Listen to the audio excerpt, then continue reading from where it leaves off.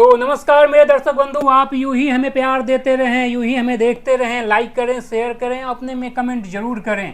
तो आज हमारे साथ जुड़ रहे हैं, यह विधायिका रही हैं बीजेपी के, तो बहुत बहुत स्वागत है मैम मेरे इस प्लेटफॉर्म पे। बहुत धन्यवाद धन्यवाद। तो हम आज जानेंगे, क्योंकि मैडम ने एक किताब लिखी है, आप देख रहे होंगे, यह महिला की राजनीति का पाठशाला है और चलो संसद चले का नारा दिए हैं मैम।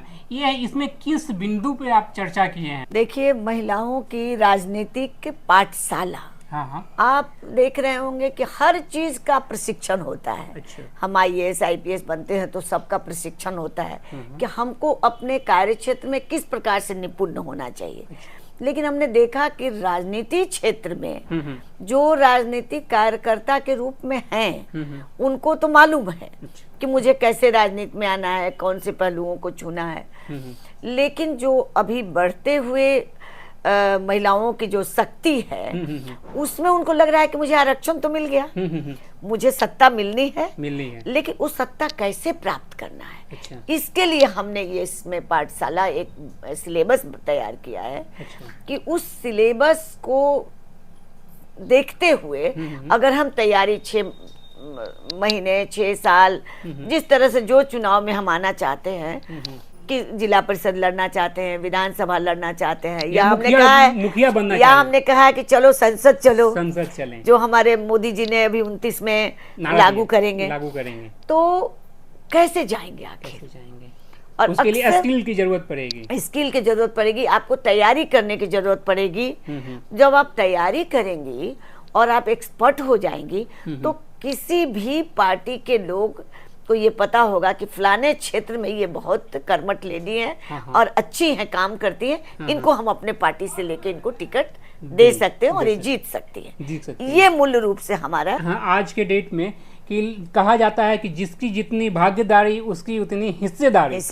तो सबसे ज्यादा तो भागीदारी महिला की होती है, 50% तो है ही, तो इसमें हिस्सेदारी भी पूरी होनी चाहिए। लेकिन अभी तक के परिकल्पना में आप देख रहे होंगे, जो समय खान चल रही है, पुरुष का बोलबाला रहा है, बहुत सारे पुरुष ही रहे हैं इस क्षेत्र में। देखिए, पुरुष का बोलबाला तो जो पुरुष प्रधान समाज है, लेकिन आप स्वतंत्रता प्राप्ति के बाद भी देखिए तो कम से कम 5-7 लोग सदन के अंदर भी हैं और विधानसभा के अंदर भी रहे। अच्छा। और बहुत नामी जैसे तारकेश्वरी सिन्हा, हमारी केंद्र में सुषमा स्वराज, सुमित्रा ताई, और बिहार में कृष्णा शाही, उमा पांडे। अच्छा। इस तमाम हस्ती पहले अपने विदाउट आरक्षण के अपना वो दिखा सके कि मैं भी महिला आगे बढ़ के हम कर सकते हैं। और सौभाग्य की बात है कि इस बार तो पंचायतों में महिलाओं को क्रांति ला दी नीतीश कुमार जी।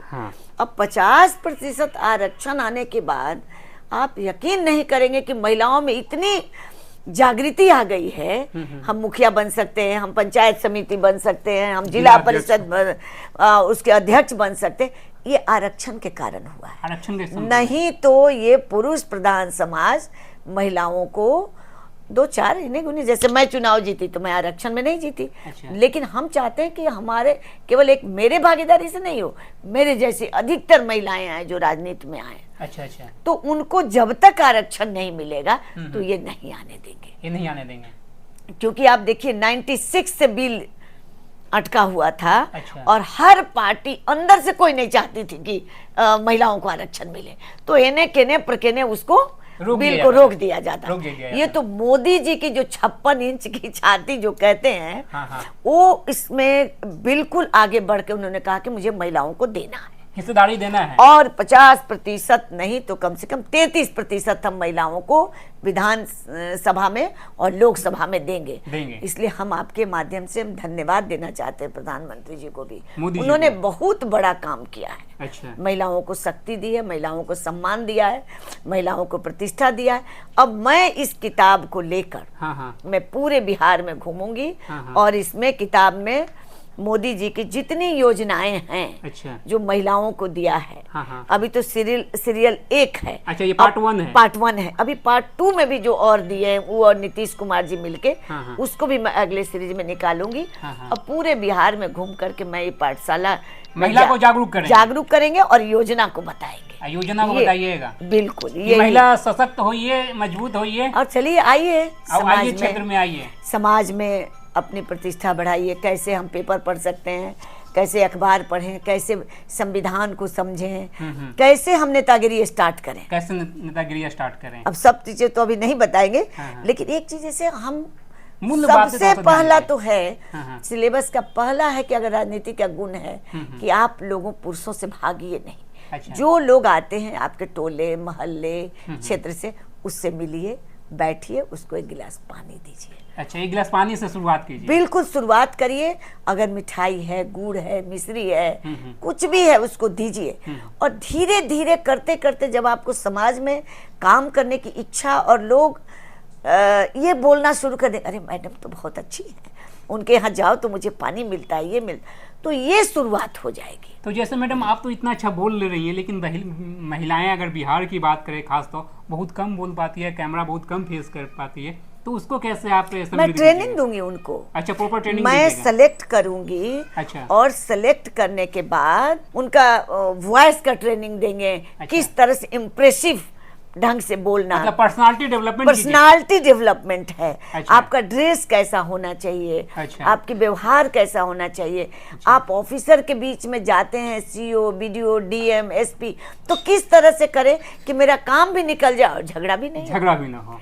तो इस तरह से हम पूरे डेवलप करके और राजनीतिक रूप से उसको मैच्योर बनाएंगे। तो एक बात और हम देखते हैं समाज में, क्योंकि देखते हो कि जो अगर विधायक बन गए या फिर मुखिया बन गए, लेकिन कहा जाता है कि महिला बनती है लेकिन उनका सारा कार्यभार उनके पति देखते हैं, उसको कैसे सुधार लाइएगा? देखिए, इसीलिए ये पाठशाला जरूरी है। ऐसा इसीलिए जरूरी है ये। धर्म काल से ही देखिए, माता दुर्गा शक्ति की प्रतीक है, देवी के रूप में सरस्वती हैं तो सरस्वती विद्या की हैं, लक्ष्मी है तो धन की देवी।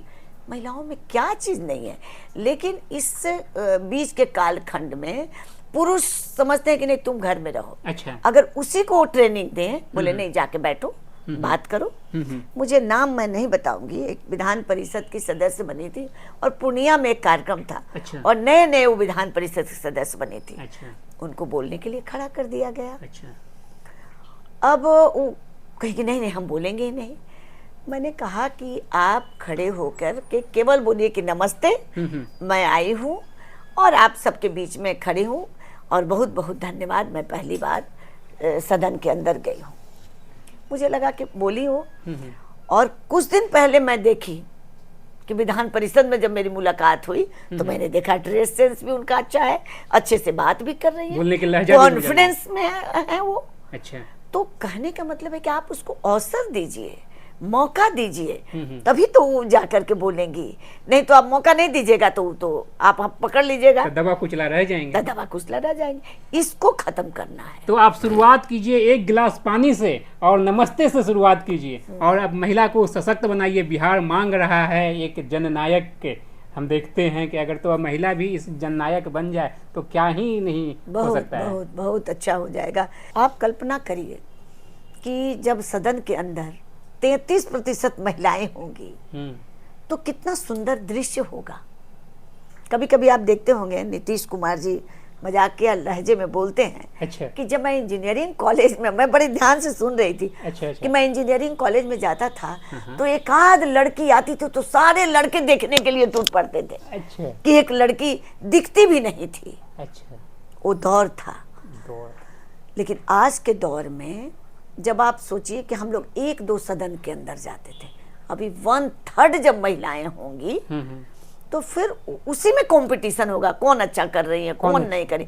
अब तो 1-2 है, उसमें क्या कंपटीशन होगा। लोग दया करते कि ना जरा इनको मौका दे दीजिए बोलने का, इनको मौका दीजिए बोलने का। तो दया की जरूरत नहीं है, हिस्सेदारी की जरूरत है। हिस्सेदारी मिलेगी और हम लोग अच्छा करेंगे काम, चाहे घर का चूल्हा चौकी का हो, चाहे घर के परिवार के संस्कार देने का हो।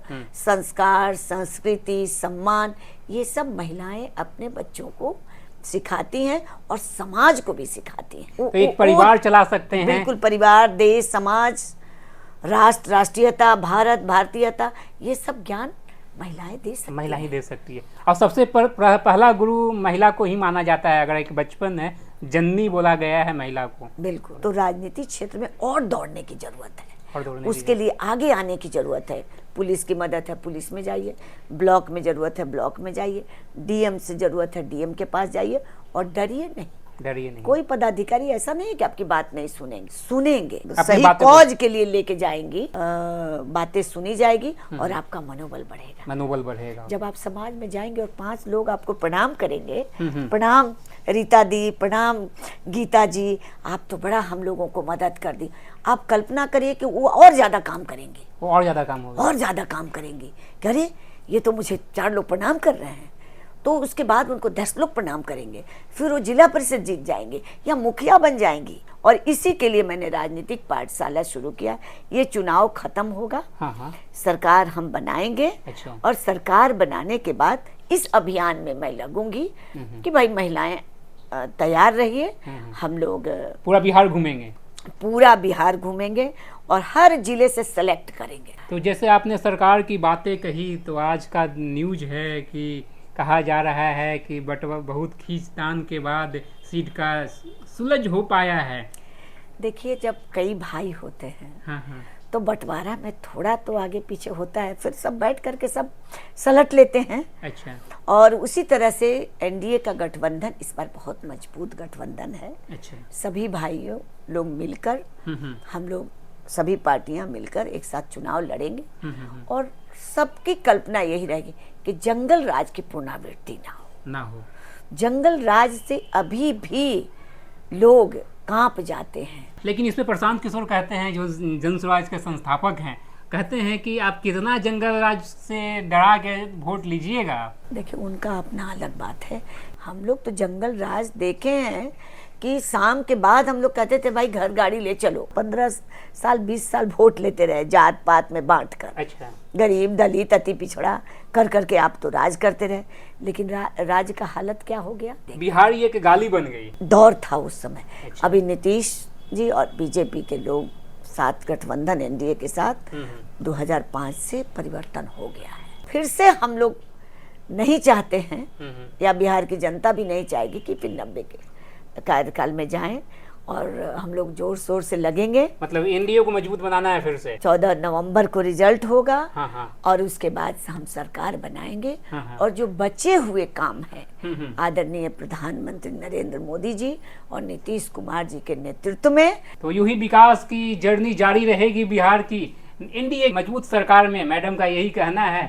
बाकी आपकी क्या राय है इस पे कमेंट में जरूर लिखिएगा और अपनों में शेयर करना नहीं भूलिएगा। तो बहुत बहुत धन्यवाद, आपने समय दिया मैडम। जी बहुत बहुत धन्यवाद।